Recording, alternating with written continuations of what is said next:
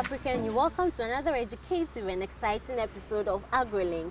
And AgroLink, as you're aware, is a program that promotes and highlights agricultural activities on the continent. And for this episode, we are here with the Ghana Flower Growers Association's president to engage with him on the state of flower production, its contribution to Ghana's economy, as well as the role of the association in promoting the interests of flower growers. You wouldn't want to miss this episode. My name is Essumamba Sam. We'll go for a short break, and when we come back, we shall delve into the discussion.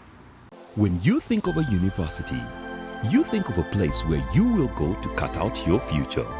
And when you get there, you realize there's a lot more to it. The beautiful structures, facilities, and ambience. A place where you meet great minds, learn from each other, experience different cultures, as well as master the art of fundamental problem solving. Be part of a whole different study experience with Kampala International University, KIU, exploring the heights.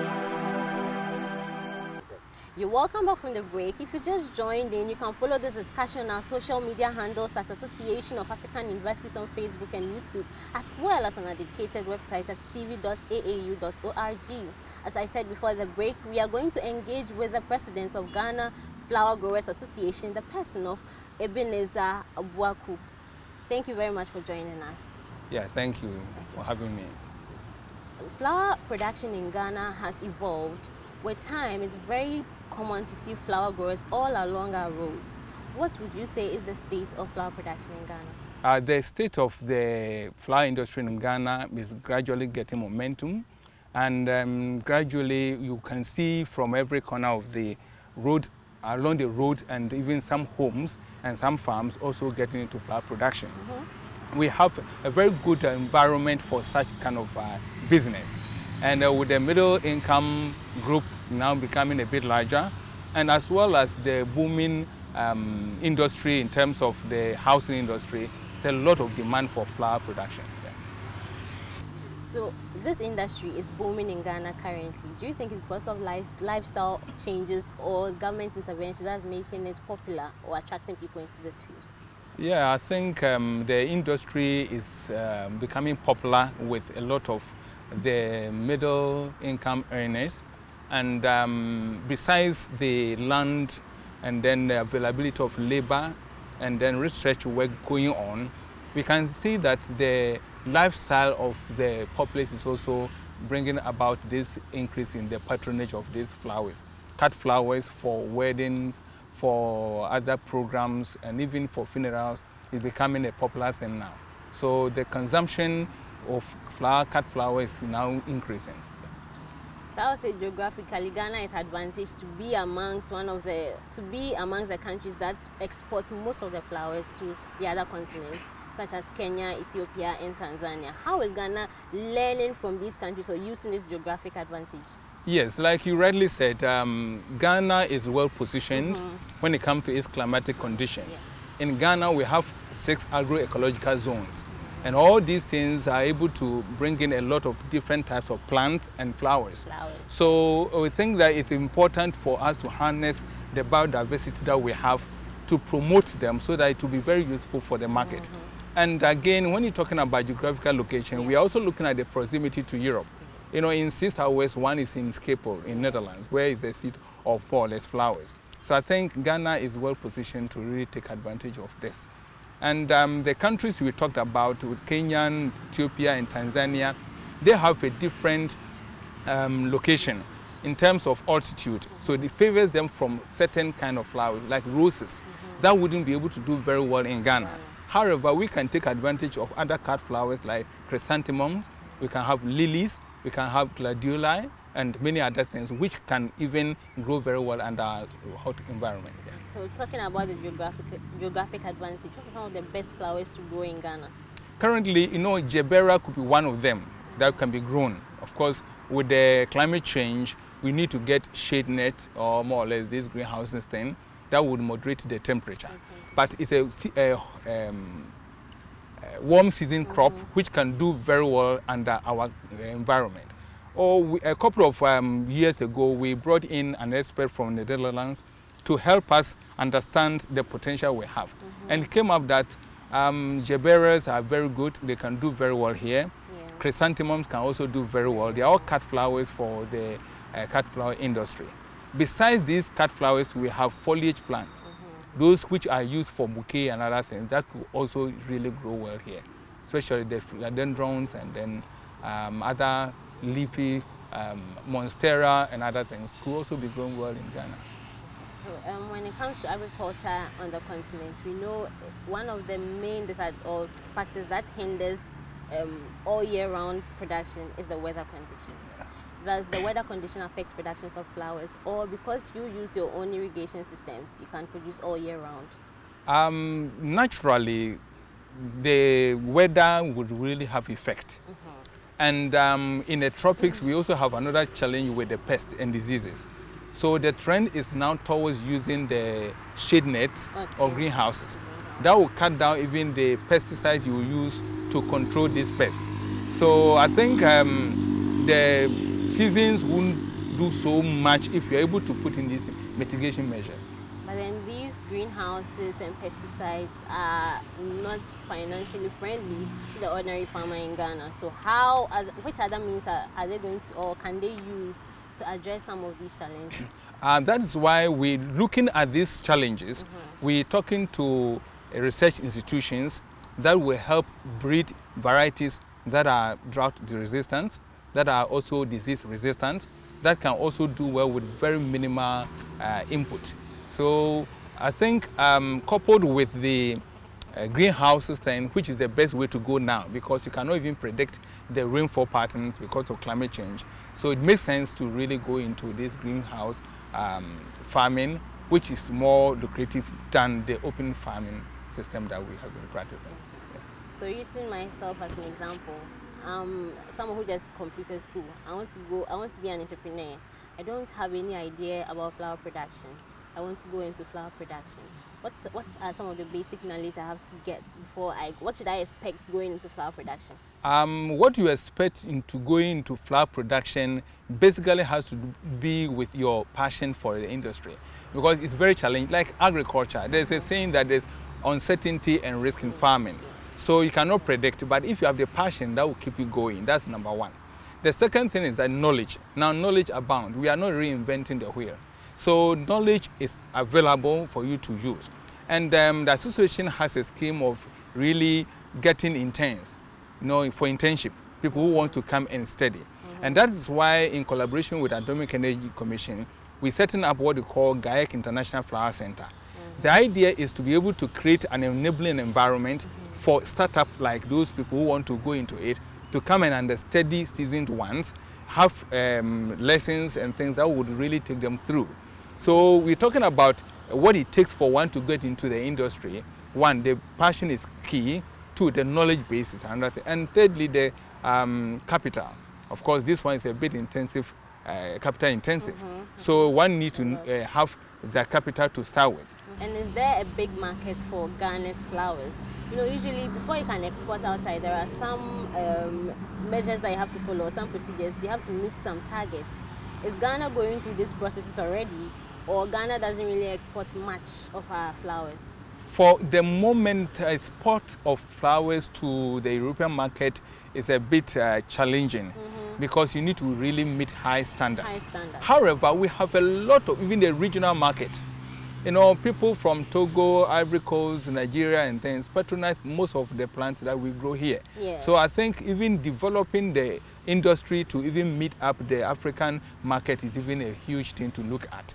And so it's like there's a potential for that, for us to get into this industry. So when it comes to any other industry, agricultural industry in Ghana, there are lots of challenges, as we are aware. Yeah. However, people develop innovative ways of tackling these. And since you've been in the industry for a very long time, what are some of the innovative ways you've come up with to address some of the challenges that flower growers face in the country? Yeah, when it comes to challenges that Ghana flower growers face in the country, they are numerous. However, there have been innovative ways of trying to really circumvent some of these things. One, we're looking at rapid multiplication of these plants. Okay. And so we're working with the Atomic Energy Commission, and they have a tissue culture lab. So some of these plants that are difficult to produce or to multiply could easily be multiplied from the lab. And all we need to do is to adapt to them and start growing them. And that even ensures good quality planting material. Because if you cut them from one source, which is also disease, you end up transferring the disease to your own farm. So we're really looking at getting quality planting material from these research institutions that could really multiply at a very high rate. Besides that, there are some plants which are very difficult to multiply. And these ones, we are also talking to, like the palms. You know, we have to really scarify them, you know, it takes a long time. But these things are also being worked on. So for me, there are a lot of other ways of looking at this industry in terms of multiplication or rapid multiplication, where I've mentioned already the use of trichoculture. That is one of the innovative way of trying to multiply it in mass. We'll go for a short break, and when we come back, we shall move towards the Ghana Flower Growers Association and its role in promoting the interest of flower growers in Ghana.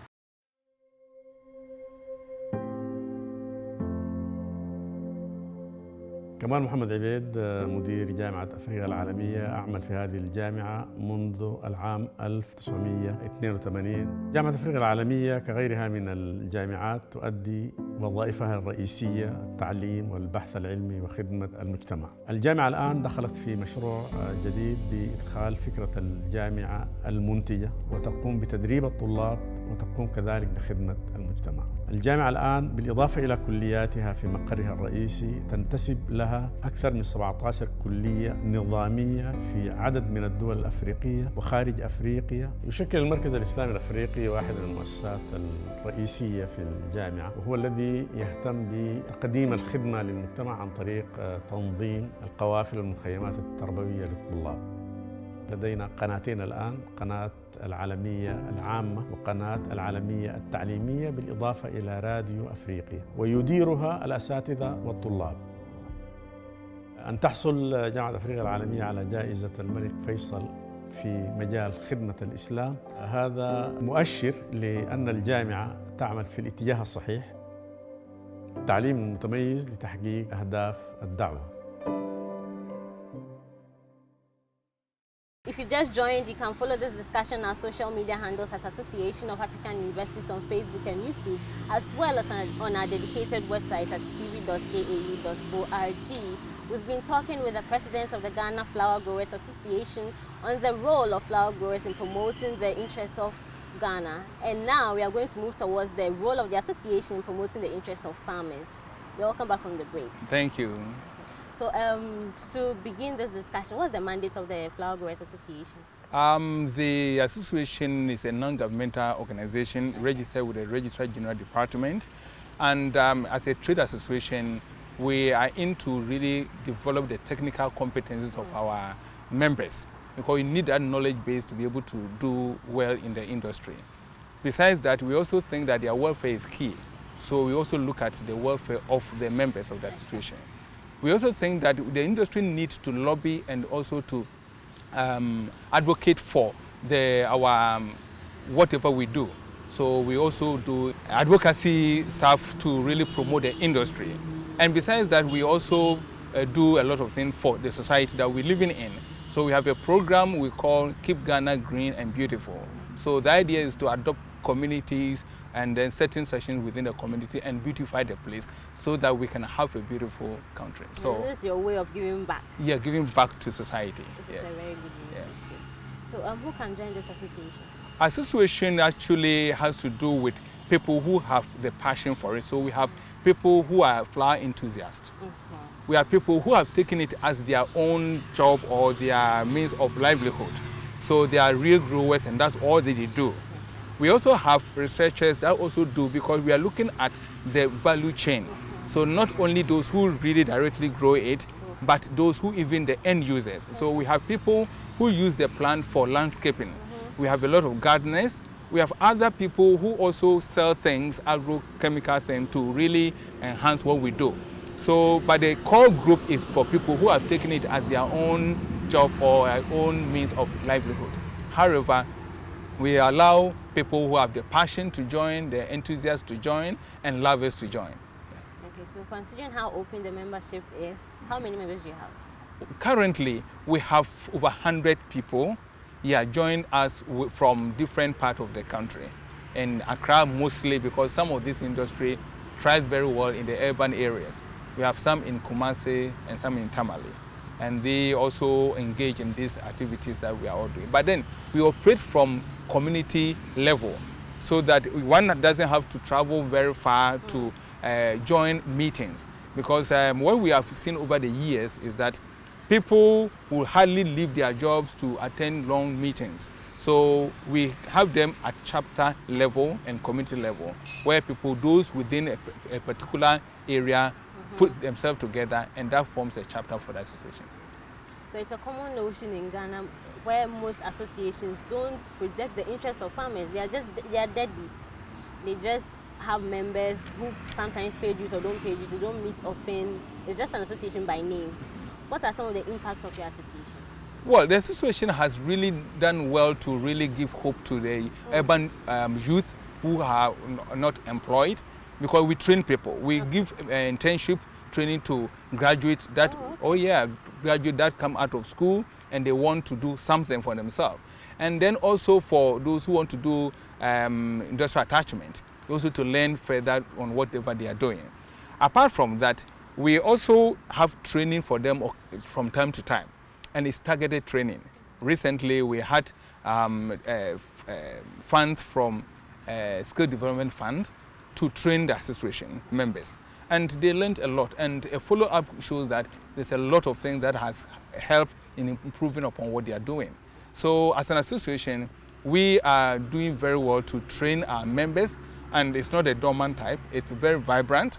And even currently, as I spoke to you earlier on, we have a project that is about 15 acres of land. We are turning the place into what we call Gaik International Flower Center. Okay. The idea is to be able to bring them from time to time to train them in the new innovative things that are coming in the industry.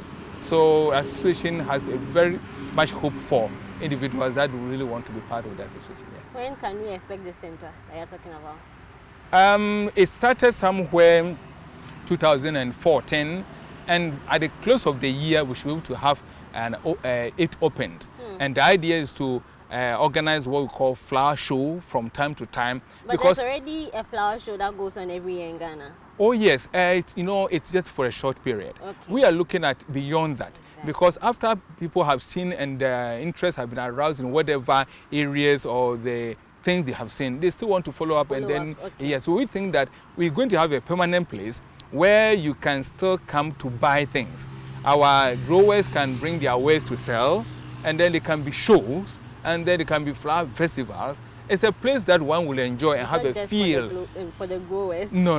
It's also for the poultry aspects, for the fertilizer aspects. Sure, because when you're looking at growing your plant, you are looking at soil. Yes. You're looking at manure, you're looking at fertilizer, you look at other input, yes. Agri-input. So we think that we cannot leave them out and then be on, it's not a standalone something. Right. So we think that we really work in partnership with all these people along the value chain to enhance the beautification of our country and of course to bring wealth to people. Okay.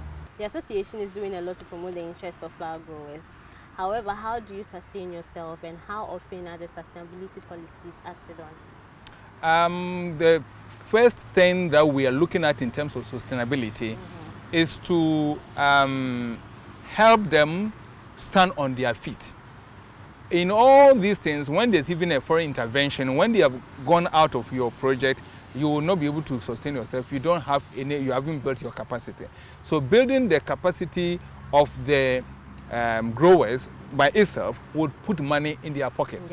Then they can pay their dues regularly, which will help finance activities that we do. Apart from that, the show will organize and other things we do will certainly bring in sponsors to really sustain what we're doing. Yes. So what are some of the, like any association, I'm sure you face some challenges. Can you mention some of them? Yes, the association, like we all have know about human institutions, people really will expect that what can the association do for them rather than what they would do for the association to thrive. So with this, we think that we need to still bring the awareness or create awareness for people to be aware that there's something they can offer to help grow and build the association. Apart from that, too, most of our members do not have permanent places, and they get roadside, and within a short time there's a road that has to be constructed, and they are removed from the place.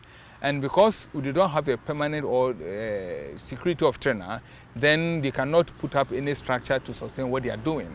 What we are thinking in going forward is to be able to get lands outside even where they operate, where we have the flower farms that can grow the plant and bring them to wherever they are doing their things to sell. So I think in going forward, we also need the government intervention. And without the intervention, nothing seriously can go on. So we hope that as this awareness creation is going on, we'll be able to get a buy-in of government to really bring in what it takes to be able to sustain the industry. Usually, before the government can come and help, you have to also help yourself in a way. Sure. So you have to start the process before the government comes. What are some of the innovative ways you are using to address some of the challenges you just mentioned? This particular project, collaboration project, has been one of our means of really bringing the attention of government to what we're doing. If we don't have any project, we don't have anything to show. And the picture tells us all. So we think that once we have a place that we are operating, and the government sees whatever we are doing, and that is really helping to market our produce and also to really train people, we think that it will be something that we can get sponsorship or partnership. We're actually looking at to partnership, not sponsorship per se, because we need to have partners to be able to move the whole industry forward. So speaking about partners, who are your current partners and what have they contributed to the association? Currently, we have our partners like Atomic Energy Commission and precisely Binary, which is the Biotechnology and Nuclear Agriculture Research Institute. They are doing the research bit of what we need in terms of extension services for maybe pests and diseases, and also tissue culture lab, and some of the plants or flowers or things that we have very difficulty in growing them, they have taken up to help us in doing that. So I think with that, it's really helping a lot of the growers to cut down the number of months or a year to really grow a specific plant from the seed level to wherever they want to get it to. Okay. But does the association have any other external partner apart from Binary? Currently, no, but I think we are looking beyond just the borders of our country here to study with those who are already into it, like Kenya, South Africa. Yes. They have been in it, and we are looking at South-South cooperation. You know, most of the time we are thinking about North-South cooperation, but I think there's a lot we can share in common, and then we can learn from them. So we're looking at that in terms of even the collection of different varieties.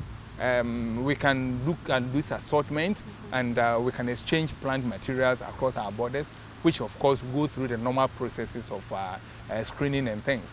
So I think we are looking beyond just our borders to look up to other international organizations and to move the industry forward. Okay. So in order for our flowers to get to other continents, what are some of the mechanisms you think must be in place for us to meet the demands of the outside of the other continents? To meet the standard, European standard is a bit high, of course, and then there are other competitors also. If you have good planting material, or more or less not the planting material per se, but the produce, then of course it will sell on the international market. Yes. Yeah, in Holland, in Asmere, you know, we have plants coming from all over the world, and they're distributed again. You know, this kind of their system where they really bring in plant and sell it. So if we have something that is good and something that is marketable, I think we should be able to get the international market. Yeah. Besides our geographical location and then comparative advantage we have, there's a lot of other things that we can put in place to be able to do that. That we have the compliance, to have the standard, meeting the standard, we'll be able to get verified. Okay. And finally, do you have any final words for someone who wants to join the association or someone who wants to even venture into flower production as an entrepreneurial avenue? Yes, my advice for the person will be for somebody who wants to enter into the production of flowers. When we talk about flowers, we are looking at plants, you know, trees from the landscape, ornamental shrubs, foliage, and many more. The cut flower is one aspect of it. And all these things, there are potential for it. Currently, we all have offices that are becoming a bit, let's say, envelope type of office, where you close it up and you are within this seeking environment, I'll put it that way, where there are a lot of indoor pollution. Okay. A lot of these plants can take these toxins out of your office. Yes, so I think that the industry is very wide. Somebody may want to go into cut flowers, where the market is now coming up, and then somebody can go into indoor plants, and even hiring of the potted plant for wedding and other things are all different aspects of the industry one can enter into. Okay. Thank you very much for granting us this interview. You are welcome. Next time when we call on, you'll be able to grant us the same reception. Sure, sure. You are always welcome. Thank you. All too soon, we've come to the end of this episode of AgroLink. We've been discussing the role of the Flower Growers Association in promoting the interests of flower growers on the continent.